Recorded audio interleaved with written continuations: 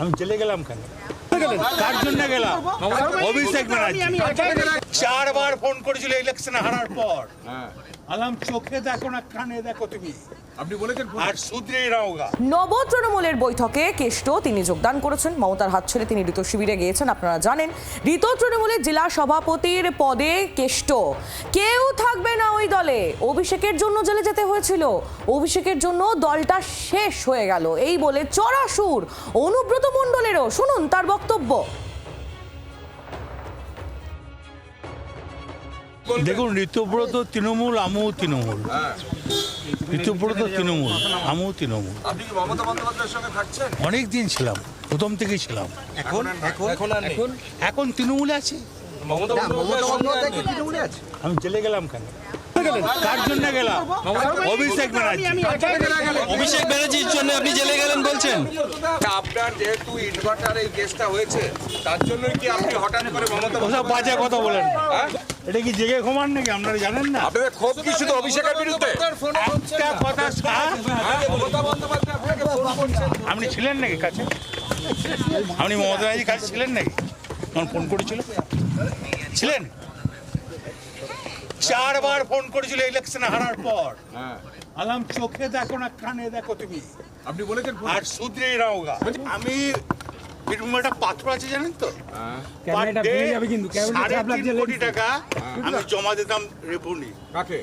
সরকার সরকার পেত। ওই পাথরের জন্য সেটা হয়ে গেল 40 পার ডে 40 লাখ। কি মমতাদি শেষ হয়ে গেল?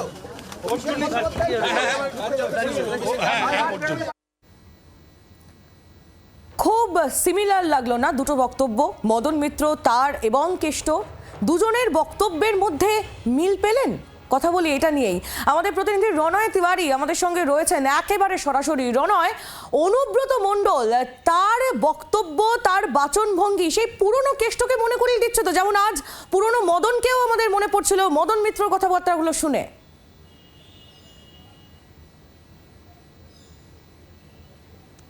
একদমই আহিলি, তুমি জানো গত 4 মে রেজাল্ট যখন বেরোয় তৃণমূলের এই ভরাডুবির পর তৃণমূলের একাধিক নেতৃত্ব একেবারে সরাসরি অভিষেক বন্দ্যোপাধ্যায়ের দিকে অভিযোগের আঙুল তোলেন যে অভিষেক বন্দ্যোপাধ্যায়ের জন্যই দলের এই ভরাডুবি হয়েছে। 21শে জুলাই নিয়ে এই মুহূর্তে মিটিং চলছে। মিটিংয়ে যে সমস্ত তৃণমূলের নেতা নেত্রীরা এসছেন, বিশেষ করে অনুব্রত মণ্ডলকেও আজকে শোনা গেল অভিষেক বন্দ্যোপাধ্যায়ের বিরুদ্ধেই অভিযোগের আঙুল তুলতে। তিনি সরাসরি অভিযোগ করলেন দলের এই ভরাডুবির জন্য অভিষেক বন্দ্যোপাধ্যায় দায়ী।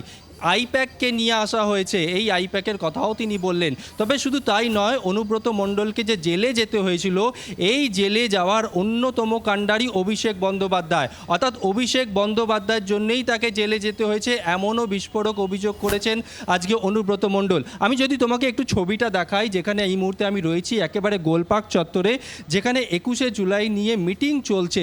সেই মিটিংয়ে অনুব্রত মণ্ডল, মদন মিত্র, ফিরহাদ হাকিম, শিউলি সাহা, সন্দীপন সাহা থেকে শুরু করে ঋতব্রত বন্দ্যোপাধ্যায় থেকে শুরু করে একাধিক নেতৃত্বরা তারা এই বৈঠকে রয়েছেন এবং 21শে জুলাই নিয়ে তাদের আজকে এই বৈঠক। তবে একই সঙ্গে তোমাকে জানিয়ে রাখি যে অনুব্রত মণ্ডল একেবারে বিস্ফোরক অভিযোগ করেন যে অভিষেক বন্দ্যোপাধ্যায়ের জন্য দলের আজকে এই অবস্থা। এবং একই সঙ্গে তিনি এও বলেন যে কয়েকজন তৃণমূল কর্মীরা এখনও পর্যন্ত কালীঘাটের সঙ্গে যুক্ত রয়েছে, গোটা তৃণমূল দলটাই কিন্তু ফাঁকা হয়ে যাবে, অর্থাৎ কেউ থাকবে না। তবে মমতা বন্দ্যোপাধ্যায়ের সঙ্গে কি অনুব্রত মণ্ডল আছে, এই প্রশ্ন যখন তাকে করা হয় তিনি সরাসরি উত্তর দেন তিনি তৃণমূলে আছেন, তবে মমতা বন্দ্যোপাধ্যায় নেই, এই কথাটা তিনি বলছেন না। তবে অভিষেক বন্দ্যোপাধ্যায়ের বিরুদ্ধে একেবারে অভিযোগ করেছেন তিনি যে দলের এই ভরাডুবির জন্য অভিষেক বন্দ্যোপাধ্যায় দায়ী এবং একই সঙ্গে তাকে যে জেলে যেতে হয়েছিল, এই জেলে যাওয়ার নেপথ্যেও রয়েছে এবং একেবারে অভিষেক বন্দ্যোপাধ্যায়কে টার্গেট করে বক্তব্য দুই বর্ষীয়ান নেতার, মদন মিত্র এবং অনুব্রত মণ্ডলের, যারা এক সময় মমতা বন্দ্যোপাধ্যায়ের অত্যন্ত ঘনিষ্ঠ এবং প্রিয় ছিলেন। বাংলার আওয়াজ, বাঙালির আবেগ, জি 24 ঘন্টা।